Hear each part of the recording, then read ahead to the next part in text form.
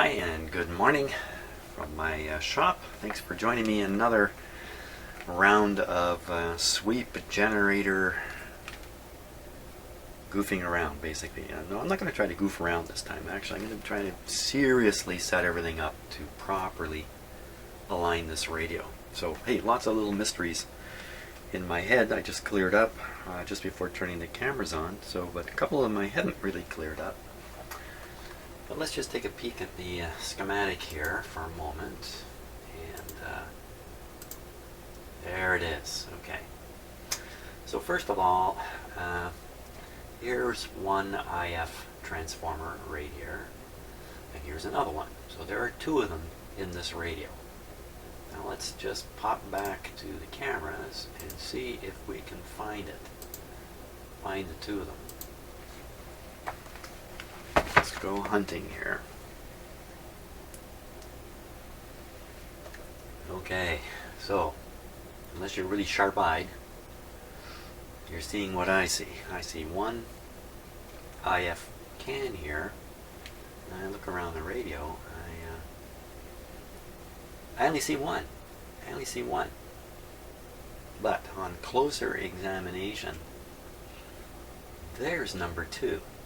See the screws down below the chassis there, and we look underneath the radio. A bit of a focus deal there. That barbell looking thing there, that brown thing, that's the two other coils.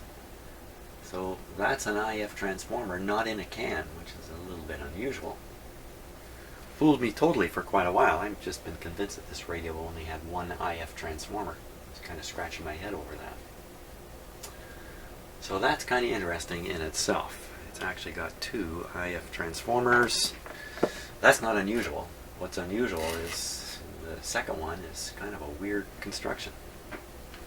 Let's go back to the schematic now. It's just a little more weirdness here. As soon as I figure out how to do it. There we go. Okay, the next weird thing. Let's start with this tube here. This is the IF tube, 6D6. And, you know, it's like many tubes. It's got a cathode here. Back up. It's got a cathode here. It's got a signal grid here. It's got a screen grid here. It's got a suppressor grid here. So, you know, that's a very common arrangement for a tube. Let me go take a look at this one. It's got 1, 2, 3, 4 grids. Now that's a little unusual. Usually there's 3 grids. Usually there's 1 grid, 3 grids, or 5 grids. That's the normal thing, although there can be other combinations. Here's one with just 4. Let's take a look at what they're doing. So this first grid is normally a signal grid. It's powerful because it's very close to the cathode. So come down here, we look, we see, okay, it's picking up some kind of signal out of this transformer, no doubt. This is the local oscillator arrangement here. So a signal is being fed from here, which I'll explain in a moment, and finding its way onto this grid. And the next element is a screen grid. Normally this is intended to reduce the inter-electrode capacitance inside the tube, which that capacitance causes a lot of problems. So this is a technique for reducing it. The screen grid is normally held at a positive voltage, and if we just track back, shoot through the coil over to this line, this is the B plus line. Let's just take a look at that for a minute. B plus comes up here, continues straight along, right to the plate through this coil, and over here, straight along, straight through the coil into the plate of this tube. And then off of this B plus line is a resistor, R2, and then connections to a screen grid here and a screen grid here. Okay, so this is the screen grid. The next grid should be a suppressor grid in here, but there isn't one. 6A7 doesn't have a screen grid. Or does it? Here's where I'm meeting up with the usual what is going on type situation, which seems to happen more often than you would expect. Well, take a look at my tube manual here.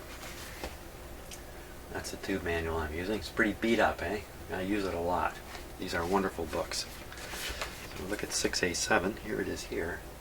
Well, it says pentagrid converter, 5 grids. Wait a minute. And then you look at the diagram. That's this one right here. There's 5 grids, including a suppressor grid. You can see grid, I'll try to hold it still as I can, grid 3 and grid 5 are 2 suppressor grids that are in this tube. They follow right after screen grids. What is going on? Am I reading that right? Yeah, grid 3 and grid 5. So you normally have control grid, screen grid, control grid, screen grid, suppressor. It doesn't seem to be the same here at all. Okay, I'm just confusing myself a little more by studying that. Let's go back to the what is shown in the schematic again.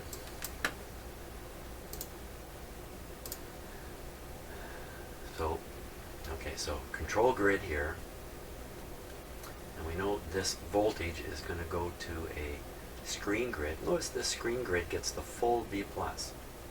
Screen grids draw current just like a plate. They're like a porous plate, if you like. They're like a plate through which a lot of electrons can just fly on by. But some of them don't fly by. Some of them get on the screen and are develop a current in the screen circuit. In this case, there's an advantage. The current here is being fed through this coil and transformer, setting up a feedback back to the control grid. So you can see clearly this would result in some kind of oscillation. Excuse me, no doubt designed and controlled to be the local oscillator. That's great. Somewhere in here is a suppressor grid that's missing. I don't follow exactly what's going on. Let's go on to the next grid now. It's coming from the antenna system. So this is where the antenna signal is coming in.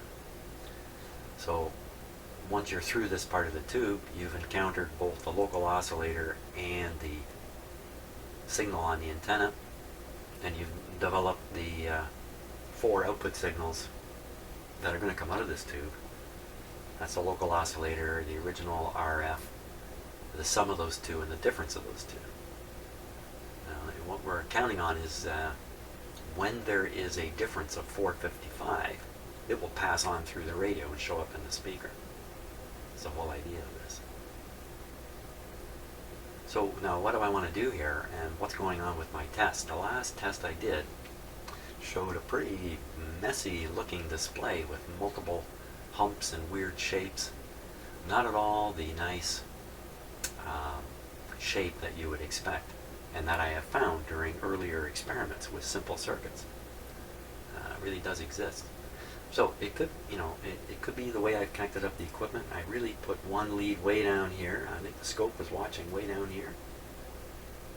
To be honest, I'm not sure now, because I didn't know this existed. I missed this entirely. I thought the radio had just one IF in it. Not making a lot of sense. If I'd stopped and thought about it, and you look at the schematic a little harder, I would have realized that's not the case. So it could be that I was feeding the signal way in here, watching it way down here, and all kinds of things are going on through these circuits. And that's what's giving me the messy looking output. So what I'm going to do this time is I'm going to inject the signal not right at the front end of the radio by any means. I'm going to try to inject it right in here. Exactly how I'm going to do that I'm not sure just yet. A little bit of experimenting might be required. I could fire it into the grid on this tube. I can kind of push it onto the plate here. Anything to get it to go through this transformer. That would be my sweep signal going from 400 to 500 kilohertz. And then we'll look at the output here and see what we get, and we can tune this guy, who I think I've overlooked every time I've messed around with this radio. So let me set that up, and we'll give it a go. Just trying to analyze the last IF stage. Okay, so I'm going to connect the scope first off on this line right here. This is probably going to affect the tuning of this circuit here and may very well kind of ruin the test, but I'm going to try it and see what happens. what I'm getting here is I'm getting RF coming out of this IF transformer, and the DC for I don't know what to say. Let's try it. Let's try it and see what happens. We'll connect on here. That's the best thing I can do. I don't want to overthink these things, of course. I never overthink anything. Okay. Now let's get ready. How did I figure out which pin is which under this tube?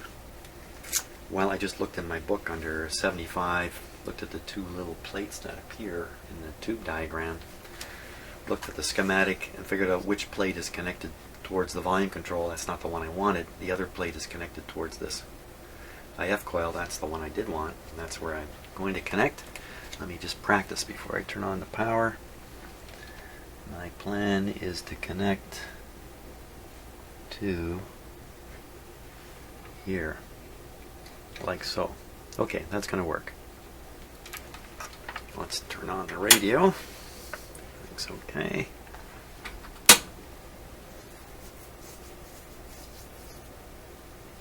Now, incidentally, and maybe not the best thing in the world, I've done all this with the radio on restricted power, slightly restricted power. You can see the voltage here on my meter going way down, and what it actually reads here digitally is 105 volts, which is a little low for doing this. But when I get to the final alignment, I'll put full voltage on the radio. In the meantime, I just feel somehow a little better having a wee bit of protection in case a short should develop or I do something stupid. Not that I ever do anything stupid. Okay, let's hear the radio. There it is. Okay, the signal generator, the sweep generator, also needs to be connected, and I'm going to do that. Now, the radio may go quiet, but I think that's okay. There we go. Yeah. So in a sense, I've taken a high impedance circuit and connected a low impedance output of this test instrument to it, and it's just quieted it. You know what? I think that's good for the test. So now we'll turn on the sweep. Let's say at 1 second.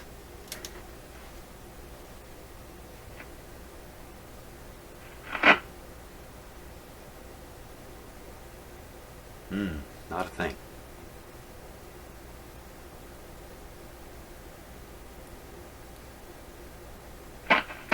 Pretty low signal. Let's bump it up. I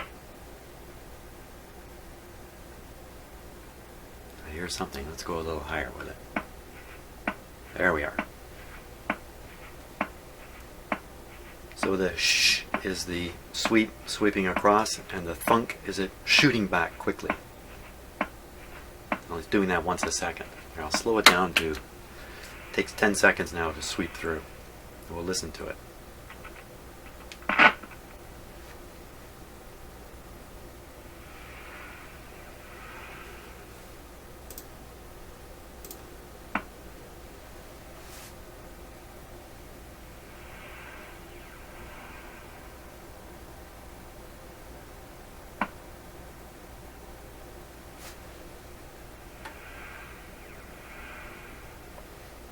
Okay, the scope is not connected on the vertical side, which is why you're not seeing any vertical display. But I'll connect the scope as I planned. Let me just make it as insensitive as I can here. Here we go. Where do we go? We go down in there.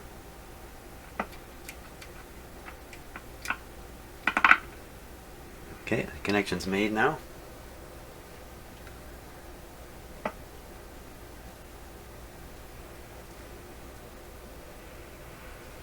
Make the scope more sensitive here. Let's try that. Wow, that was pretty cool. Watch it again. Wow, let's speed up this sweep. We'll see something a little more interesting then.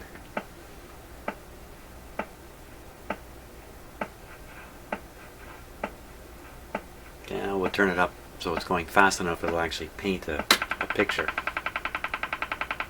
Check that out. I'm just going to turn the volume down so we're not listening to that. Bingo.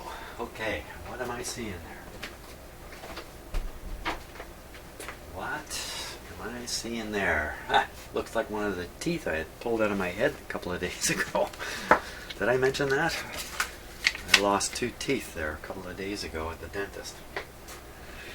Well, I would guess that we're looking at 2 tuned coils interacting, and one is tuned here and the other is tuned there. That's what I think I'm seeing. The same thing on the top. Why this is out of balance like this? Well, it could have to do with the rectifier, the diode that the signal is heading for. Part of the signal is going to be rectified, the other part's going to be ignored, and that's probably what's causing this imbalance that we're seeing. So I'm going to ignore that part of it and just pay attention to the general shape. And what I'm going to try to do now is I'm going to stop the video and change my video settings here to give you a better image. That's what I'm going to do right now. Right. Okay, there we are. Now, which coil am I on? I'm on the second IF. I think it's the one you can. Well, you may not be able to see it in the camera anymore, but it's right here. It's the one that's not in a can. Give it a go here. Well, you know what? I'm going to start with the one that's in a can. I've already monkeyed around with it. Let's just turn it and see what happens. Watch the scope. Nothing happening. Fantastic. So I'm turning away and nothing at all is happening. So I'm sure I'm on the other IF. And there's no interaction. Now, it's a little dark back there.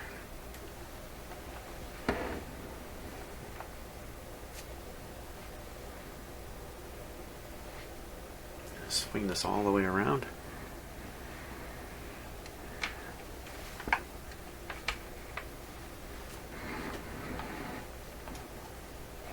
Okie dokie. There we go. Don't know if this is the primary or secondary side. Here we go. Let's tune a bit. Oh yeah, look at that.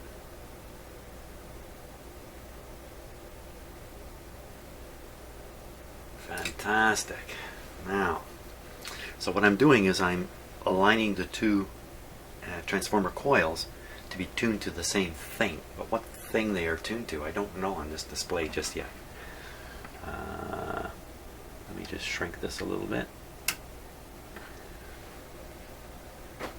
Tune some more. Now, just watching the display, I'm assuming that nice symmetrical. Yeah, look at that. You can actually see me move this resonant point across till it matches the other one, and then on to the other side. Okay, let's just figure out where 455 has to be here.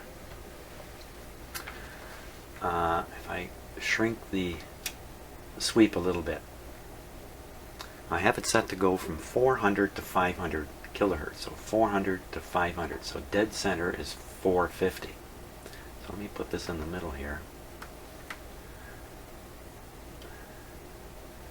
So I'm looking at the 2 ends and making sure they're balanced. How precise this really is, it's going to be pretty good actually, I think.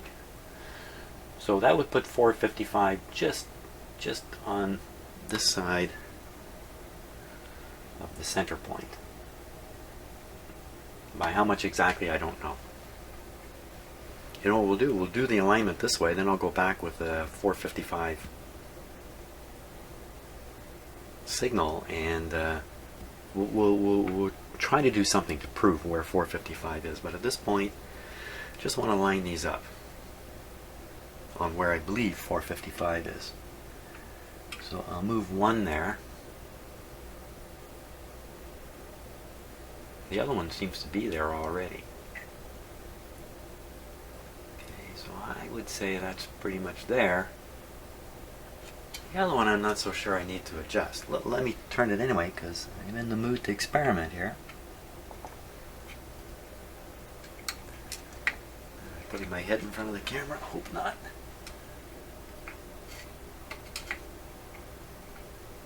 Okay, there you go. And we'll watch now. I'm moving a different one. It's a little hard to tell, it's a different coil. The other side, pretty interesting. Now when I get this thing peaked up so sharp like this, we may actually not like the sound of the radio. It may start sounding like somebody's talking through a vacuum cleaner pipe. If you get these things a little bit too tight. Now, I want to shift to the other IF. That's what I want to do. So I'm going to stop the video, I'm going to move the wires, shift to the other IF, and we'll try it separately. I won't change any of the sweep in that, so hopefully we can end up rating exactly the same point here. And then we know everything is lined up on the same frequency, guessing it's 455. Well, it's better than a guess. Okay, let me rewire things here. In fact, I just stopped and started the video right away. This is so simple on this radio because the grids are available up on top of the radio. All I got to do is just move from here to here. And I will move the input signal back. So first I'm going to cut the input signal down. The amplification factor is involved. I'm going to stick it back here now. Wow, this grid cap is loose on the tube. Okay. Oh, we can actually see a little bit on there already. Now I'll increase it a little bit. What about a little more? That's a little too much. Okay, that looks pretty good. Looks to me like it's right on the 455 already and appears to have a nice shape to it. Now we are looking, now I've moved the signal further back in the radio towards the antenna. In fact, it's essentially connected to the antenna again. And we're really looking at the signal after it passes through two IF transformers. Well, let's see, I'll adjust the one here. The other one rather, and we'll just see if we can make multiple peaks appear. Oh, wow, what is going on there? Ay, ay, ay, ay, ay, ay, ay. Look at that. Well, it didn't seem to move at all, it just seemed to get bigger and bigger. And then a bunch of noise showing up in here that wasn't visible before. Yeah, let's listen to this on the radio while we do it.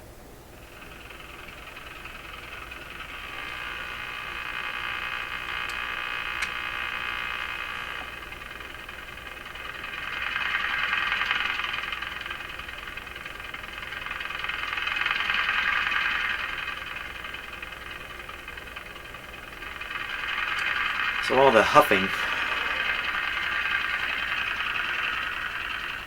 Okay, so the huffing and chuffing and all that stuff, I think are just kind of spurious signals coming out of my signal generator. That'd be this stuff out here, we can ignore it. But wow, you can just hear it getting louder and see it getting louder. Make this a little less sensitive.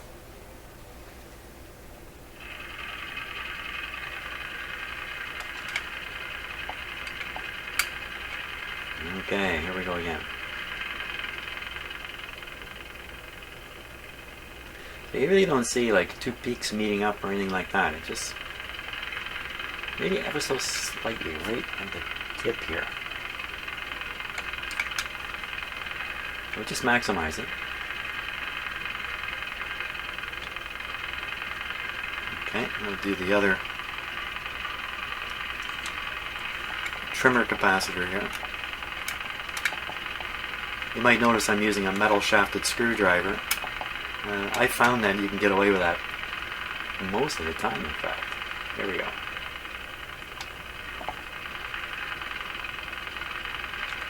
There's a little something funny going on at the tip there. Like I think you can see a second peak way out here. This is the one I'm moving. I think. Let's just get this going. I'll try and put it back.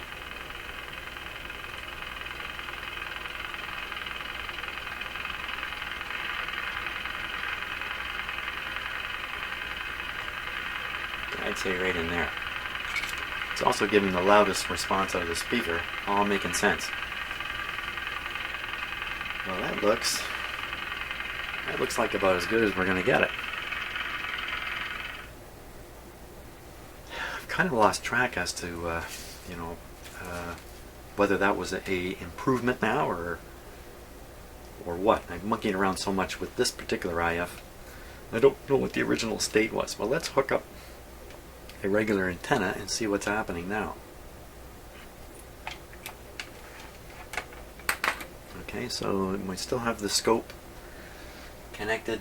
Doesn't seem to be interfering with the operation of the radio at all. Antenna. Here's the antenna. Antenna. Connect it on the antenna lead here.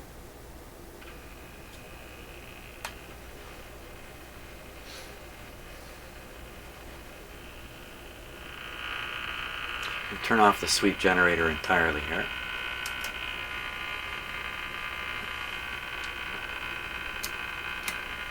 So there shouldn't be any sweep signal floating around my shop. Oh, that stops the scope, doesn't it? I'll let the scope sweep on its own. It's a little off center here, but I'm going to leave it like that. Let's go tuning, see what we get.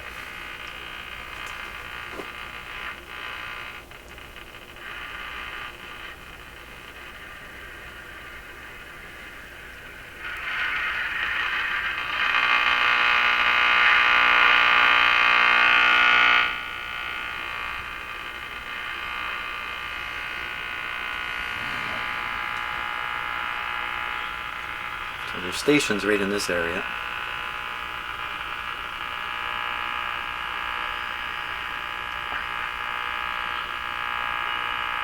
Totally wiped out from whatever that noise is we're hearing. Oh. Pretty quiet right in that spot there.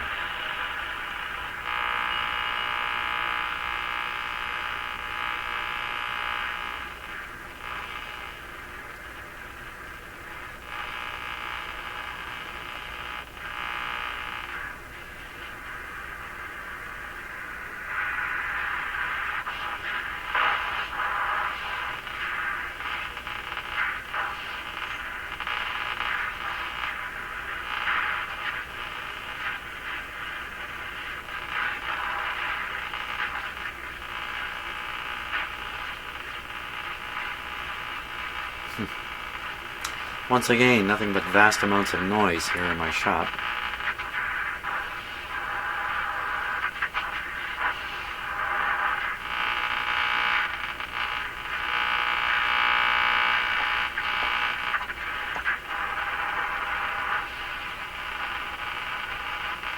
I'm going to set the radio to, it looks like about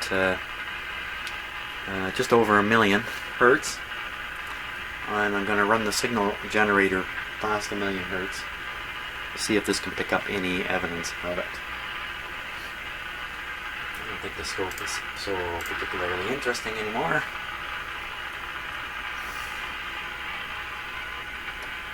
A million.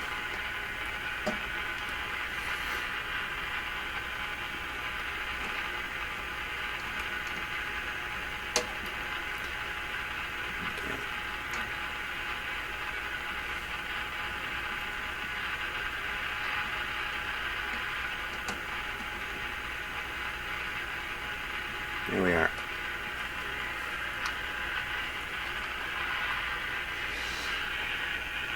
I'm going to put the output of the signal generator near the antenna wire, just going to wrap it around like this. Not going to actually connect it.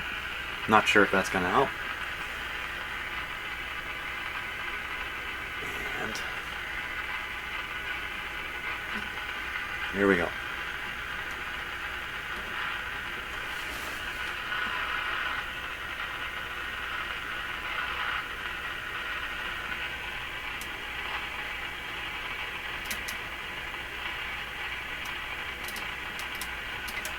don't think it's going to pick it up at all. Could be. I'm actually beyond the range of this signal generator. I'm going to tune a little lower on the band here.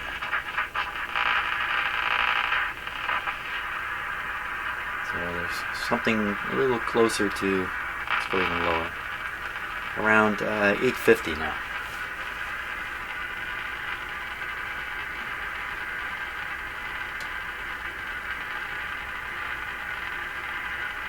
Nobody's home. Okay, so we're going to drop the signal strength. I'm going to hook it up directly to the antenna. Disconnect from the outdoor antenna. All this thing is listening to now is my sweep generator, but I'm not sweeping. I'm just using it as a fixed frequency generator. We'll go back up around the 850. There it is.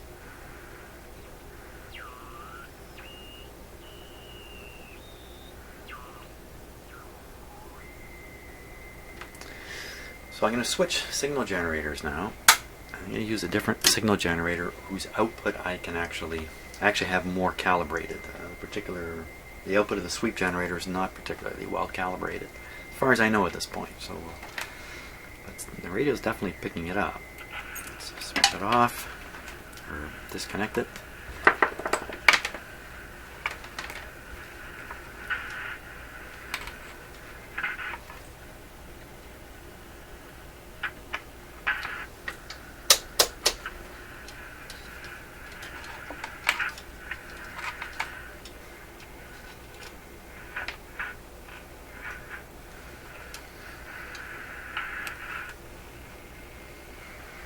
Okay. Now, first a quick calibration of the output. Whoops. The output of this signal generator. This has to be up. This has to be on the band we're on. This has to be on multi. This has to be on CW. There we go.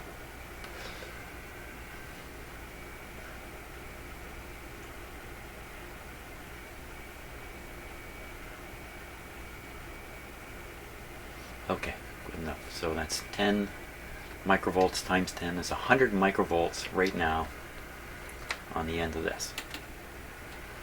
So I have a 400 hertz tone that's running at 30% modulation. We're tuned to what? What are we tuned to? I have to flip this back here. We're down at the IF. Don't hear it. At this signal level, we don't hear anything. That's fine. I'm going to go up to 850.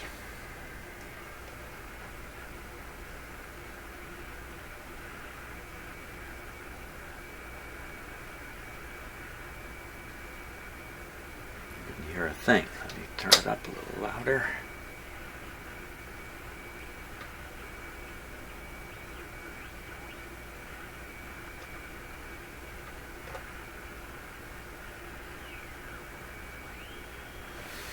Around 875. And that's possible based on the pointer position. Let's give it a little more juice. I'm putting in really a very strong signal here.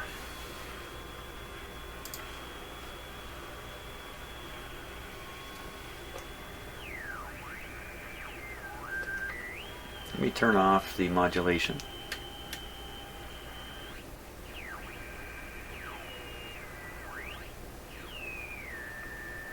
So some kind of heterodyne occurring there.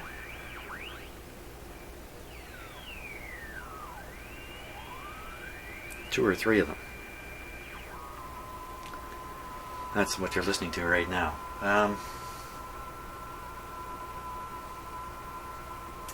Why is that?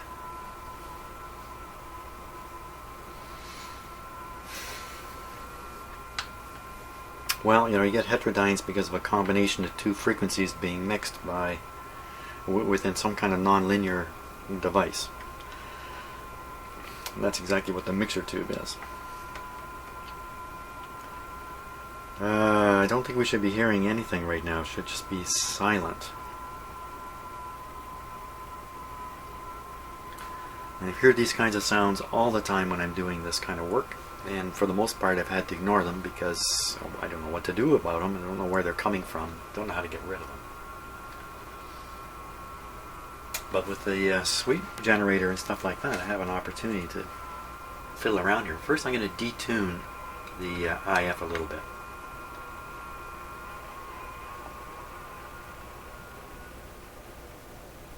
Everything went away.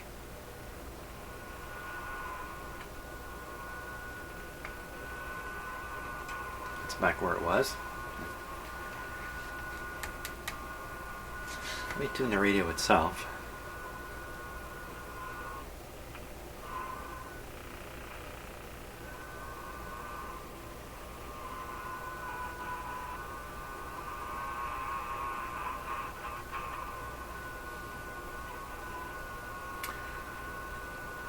Now, wow, is this a problem? I mean, I can't get this radio to receive anything to begin with, any regular broadcast stuff. Again, just to talk a little bit about noise in my house. The other morning, I spent a fair bit of time investigating noise sources in my house. I've done this before in my other house, before I moved here, and I've done it here now. Just basically run around with a little pocket AM radio, turning things on and off, running around the house trying to figure out where the noises are coming from. And what I learned, and it's no surprise, is the computer equipment in my house is issuing all kinds of interfering signals. Now that's a desktop type, desk type, full size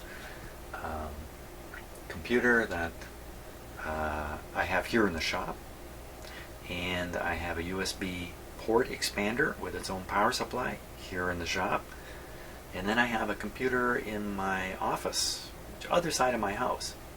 What I discovered is the computer in my office, even when it's shut down, so I've shut it down, okay, and you think it's off, it is issuing a ton of noise. When I pull the power cord out of the wall, it all goes away. So, like a lot of electronic things, off is not off. Off is just less on, and all these things can be issuing noise and stuff like that. That particular computer, I found, if I put it to sleep, if I take the sleep mode instead of shutting it down, it produces a noise signal so powerful you can pick it up across the street from my house.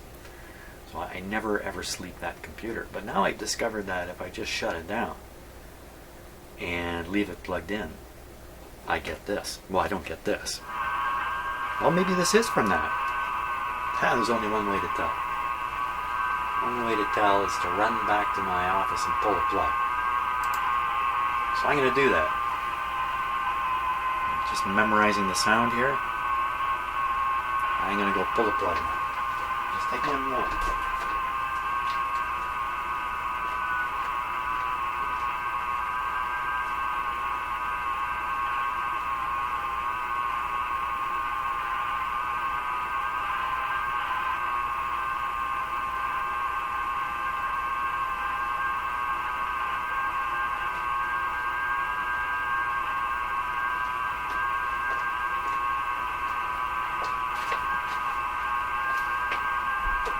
Well, that didn't make any difference at all, did it?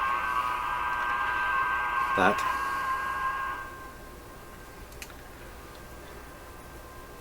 so for now, I think I succeeded fairly well in getting the IF response curve onto the scope, being able to identify the effects of altering the IF transformer tuning, knowing when they're all lined up one on top of the other, and seeing a huge increase in the peak on my scope.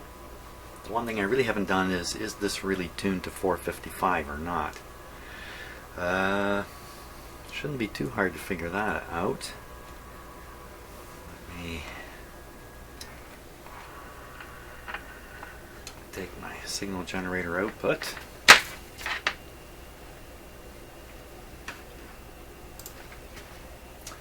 What we'll do here, we'll turn it down first. We'll connect it.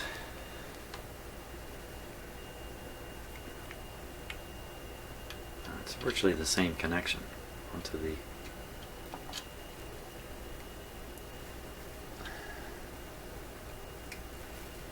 First grid here.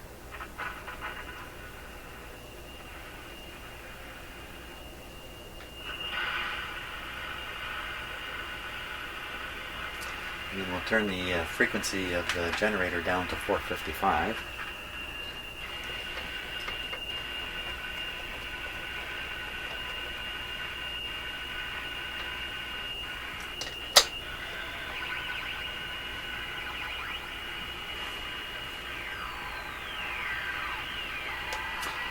Okay, sorry about that. My arm right in front. So you can hear a lot of weird things. What I would expect to hear, if I turn the volume up, the radio is producing a bit of a hiss. It would be atmospheric static, although I don't think I'm anywhere near hearing any of that in here.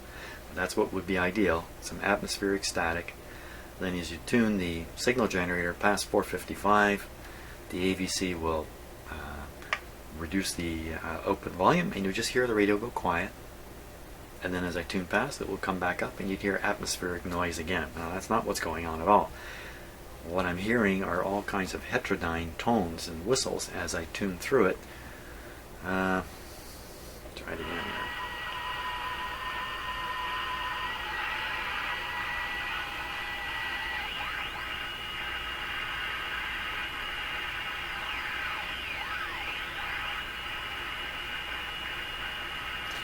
Now if I put a little more signal in here, I'll probably wipe all that out. Not really.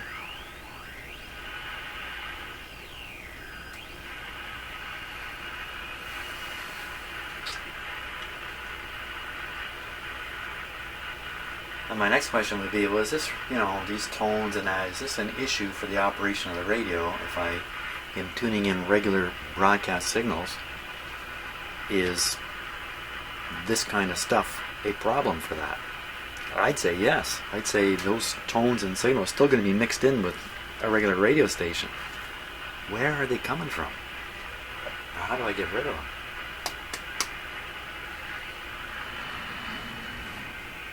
It's a pretty good question. Most of the capacitors back here have been changed out.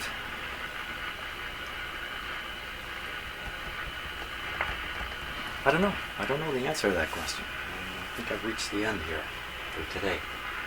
I think it's a good success in many regards, and it's just opened the door to exploring more and more of the stuff that in the past I really haven't had any opportunity to explore. So 455, did we wait a minute, did I really determine this is on 455? I think so.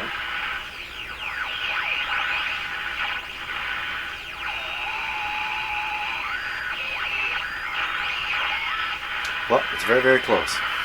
And if it's not dead on, it's close enough. Fantastic. So I didn't even need my single frequency fixed generator to get this guy onto 455. Just careful setting of the sweep generator helps me do that. Fantastic. Not sure what to do next, but fantastic anyway. Hey, thanks a lot for watching, and hope you're getting a kick out of all this. And wow, what are all those heterodyne sounds? See you on the next video.